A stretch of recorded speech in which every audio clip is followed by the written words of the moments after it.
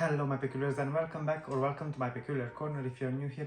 My name is Andy and here we are at yet another magical encounter. I hope you're doing well and you're not melting as I am here. We had super hot days, but we also got some storms which kind of balanced the things, but still the sun is back and it's quite hot, and I'm somewhere between complaining that I want it to be colder, but also I don't mind because I can be out and cycle. Anyway, this week I have a special video for you. I didn't do a Q&A session for a long time, so I asked you on Instagram in my stories if you have any questions to ask me that I will answer you in my video today. So without further ado, let's crack on with the show.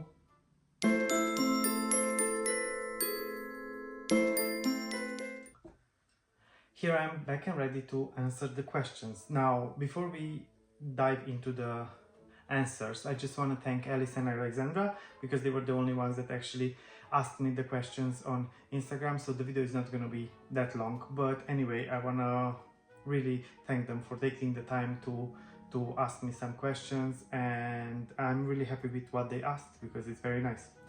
Anyway, so Alice is asking me what is the most heartbreaking scene in the Harry Potter universe for me. So there are many, obviously. We have so many people, you know, passing on and so on in the books, and especially in the later books and so on, but the most heartbreaking scene for me is always gonna remain Dobby's death, because he is such a pure creature, and I know a lot of people don't like him because he doesn't have, you know, he doesn't look that good, he whatever, I don't know, he's dressed the way he is and so on, and a lot of people find him creepy, but that does not, you know, mean that he's not good-hearted, and I think he's one of the most genuine and good-hearted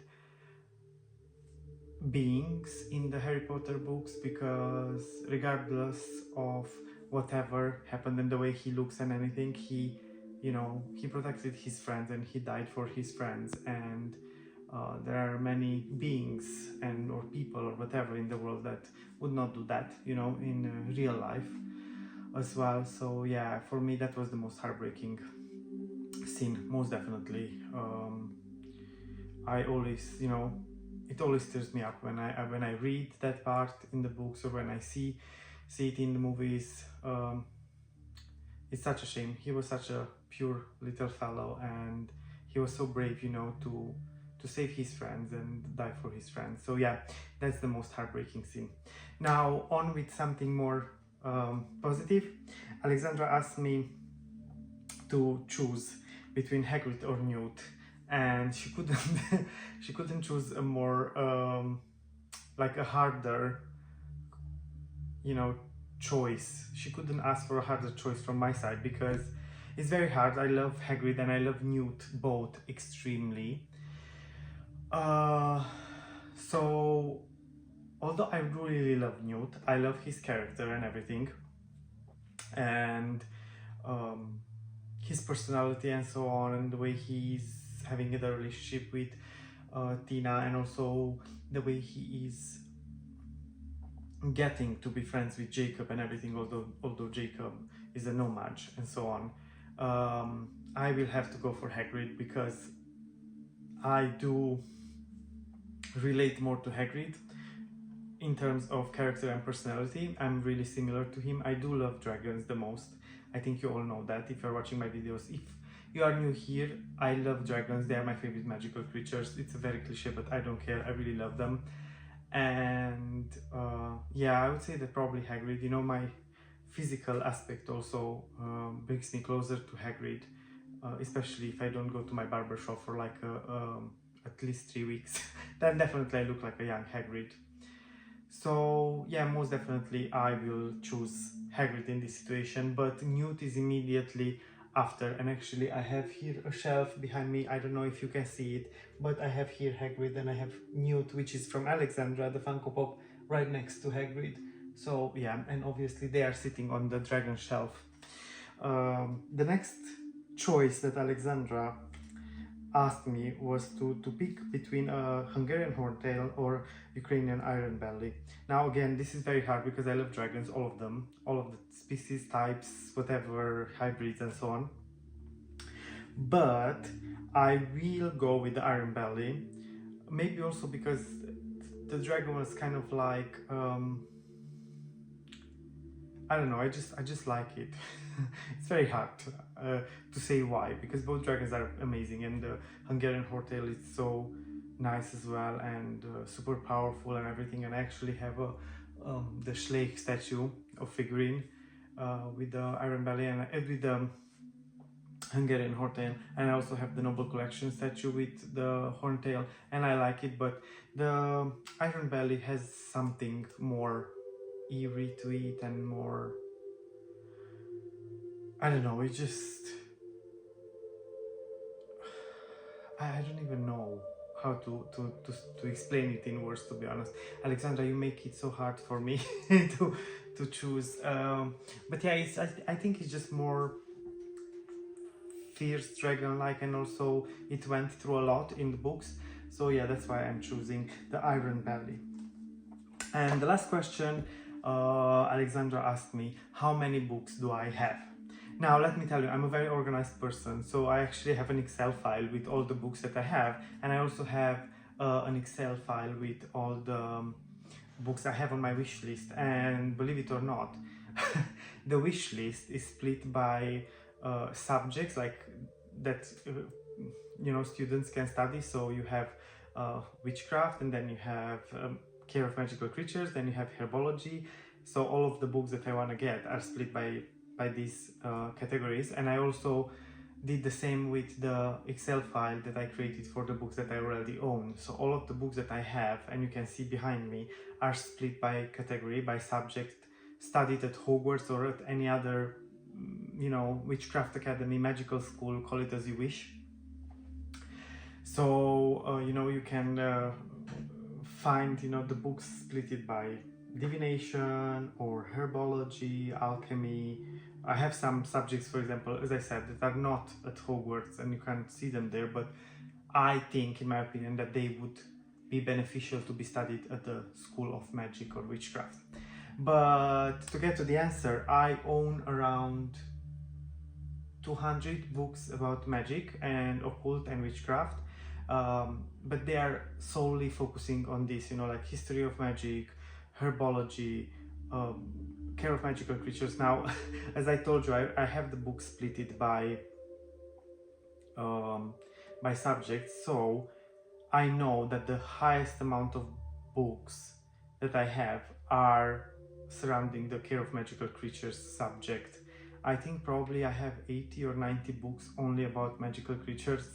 So dragons, magical creatures of the world, mythological beasts, everything you can imagine I have, but there are still some on my wish list that I would like to get one day.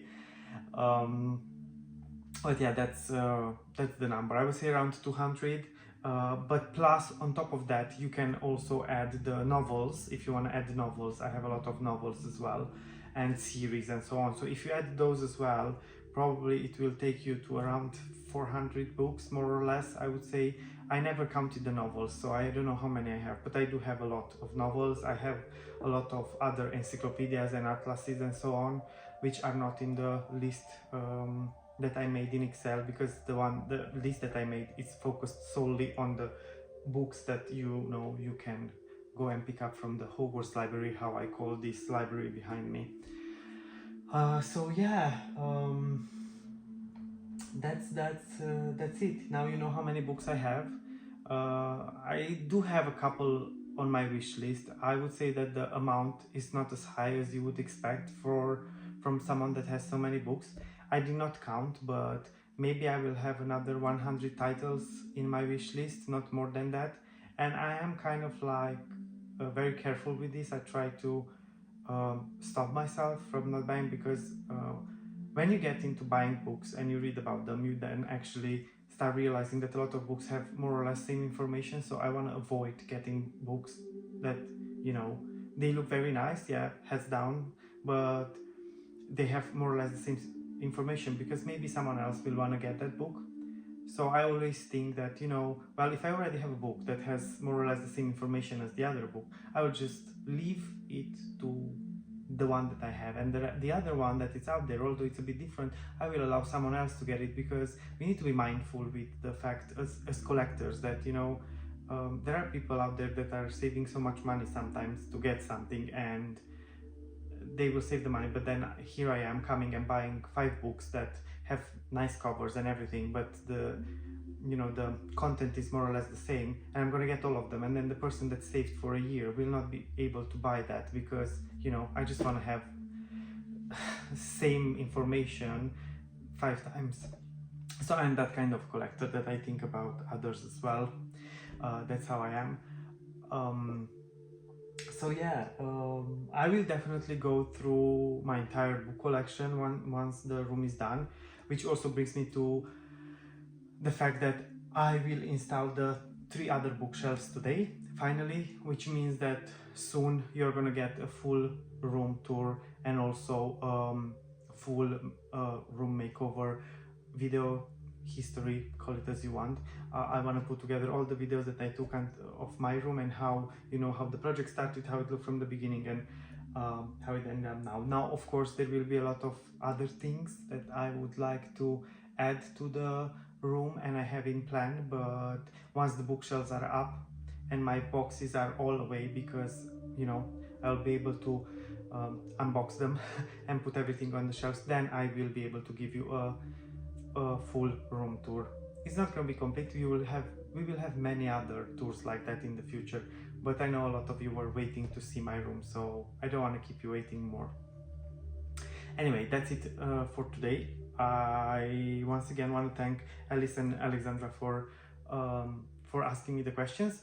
If you want to go visit their profiles, please do so. They have magical content. You can find their Instagram accounts in the description below.